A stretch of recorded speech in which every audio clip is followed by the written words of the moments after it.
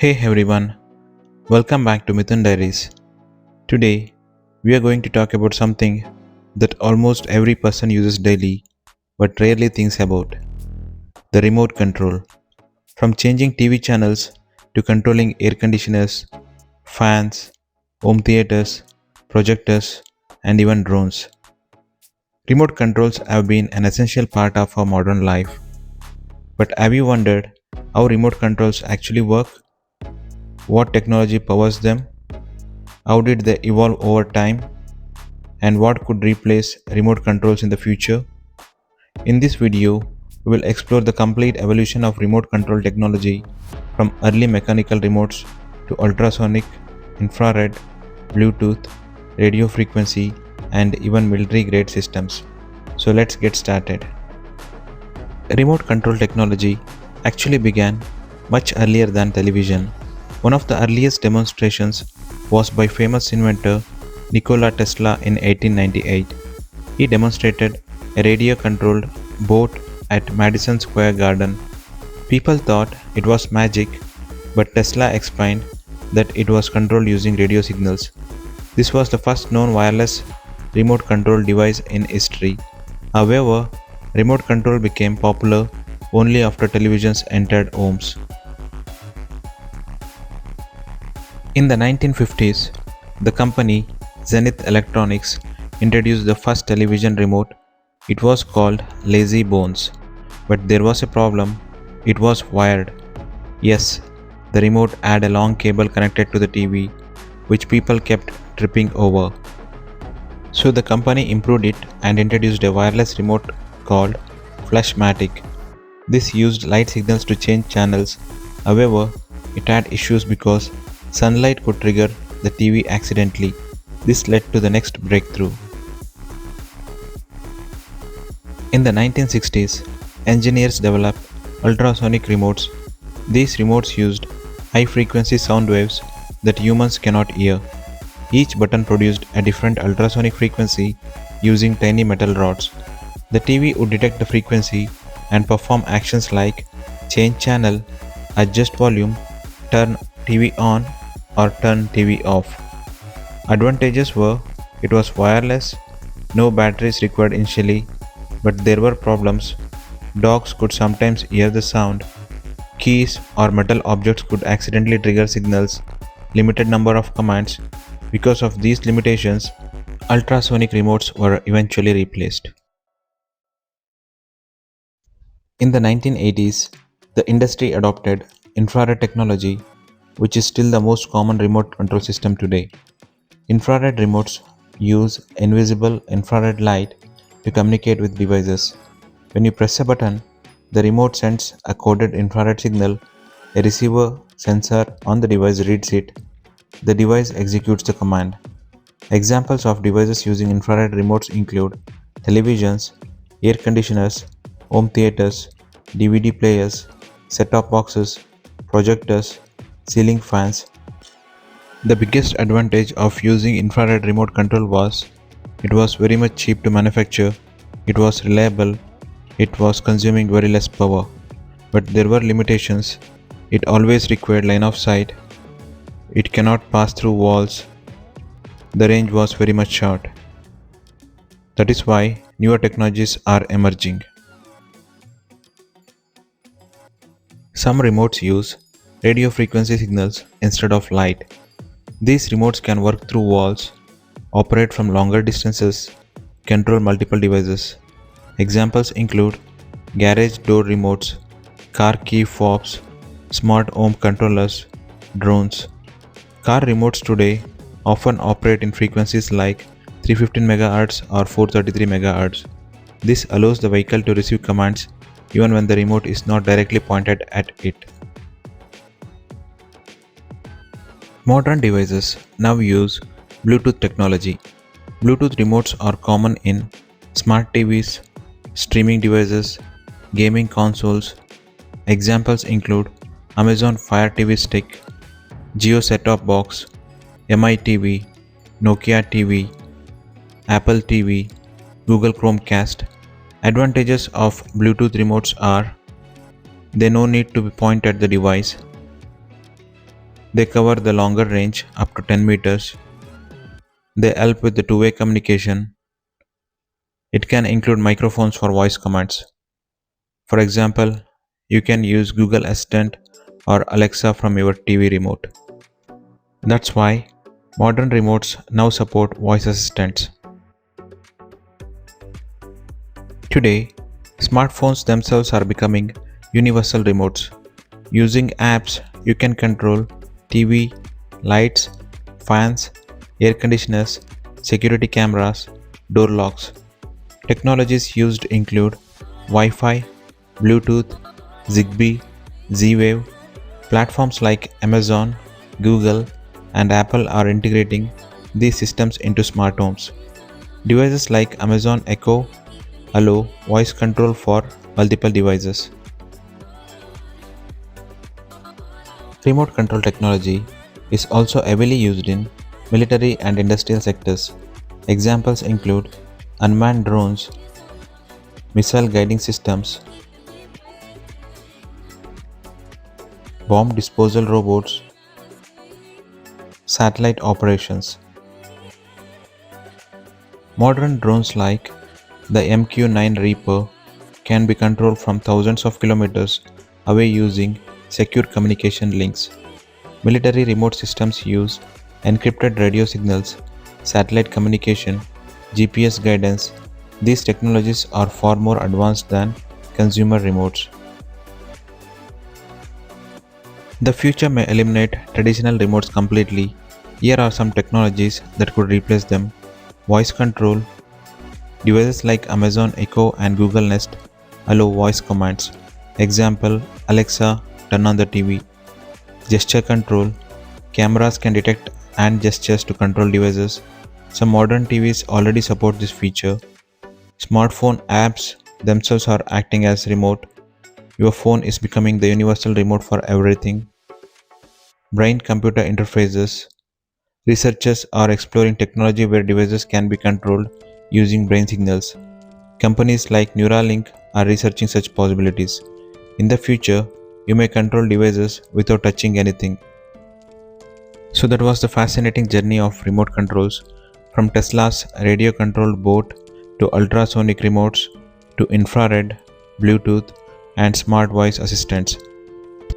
A small device that sits in our hands has evolved through more than a century of innovation, and in the future, you might not even need a physical remote anymore. Let's do something interesting now. I have a remote from Jio set-top box, which is from Reliance Jio. Today, we are going to open this remote and explore everything inside it. Let's begin.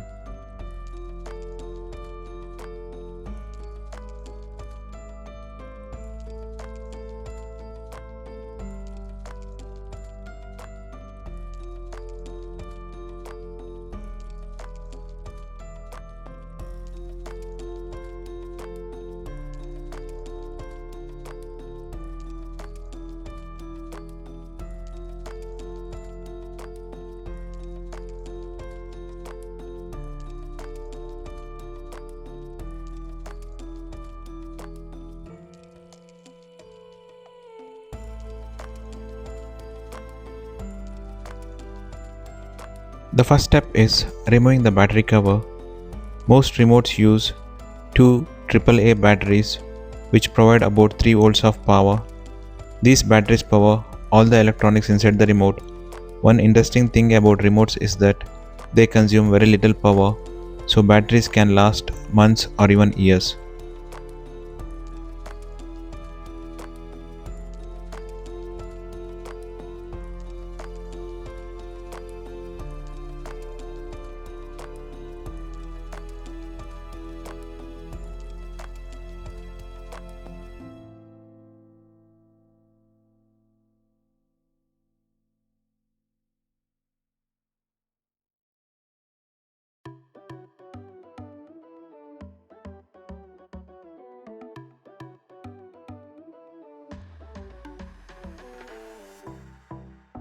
Now that the batteries are removed, we can carefully open the remote casing. Usually, there are small screws or plastic clips holding it together. Let's open it and see what's inside.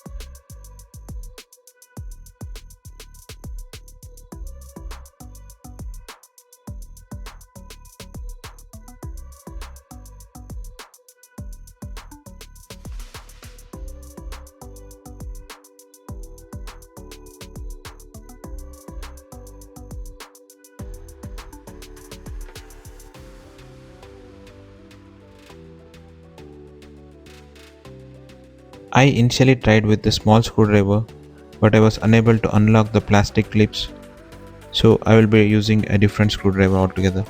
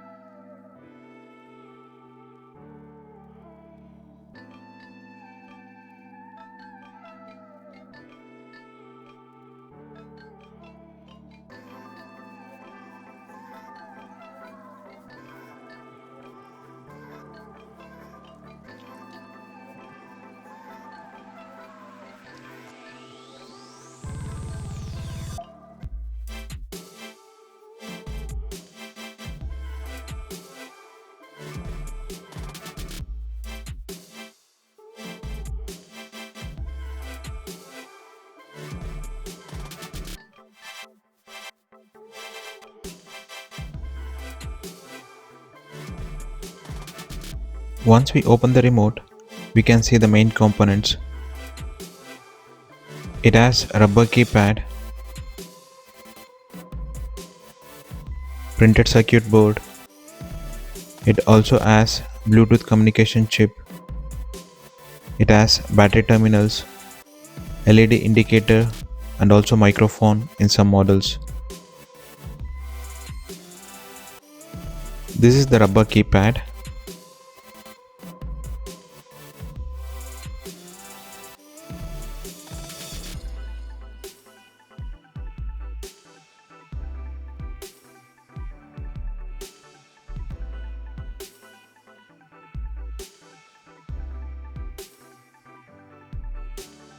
This is the printed circuit board.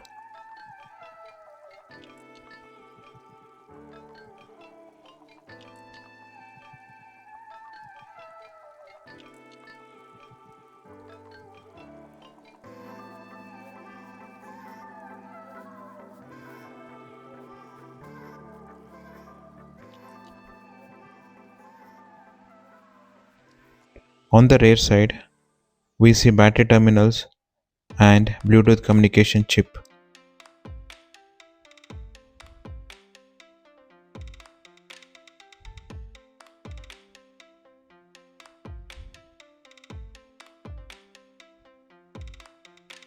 This is the Bluetooth communication chip. It also has an LED indicator. Even though the remote looks simple, it actually contains a small wireless communication system altogether. The rubber keypad that comes with this remote control is very much flexible. It has a sheet that contains all the buttons we press. If we flip it over, you will see small black circular pads under each button. These pads are made of conductive carbon material.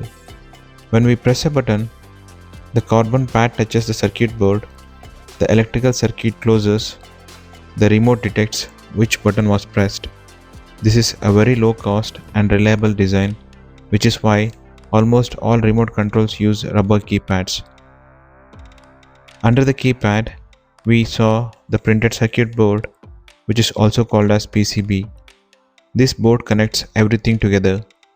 It contains copper signal tracks, electronic components, the Bluetooth chip, control circuitry. Each button corresponds to specific contact points on the PCB. When the button is pressed, the board sends the signal to the main chip.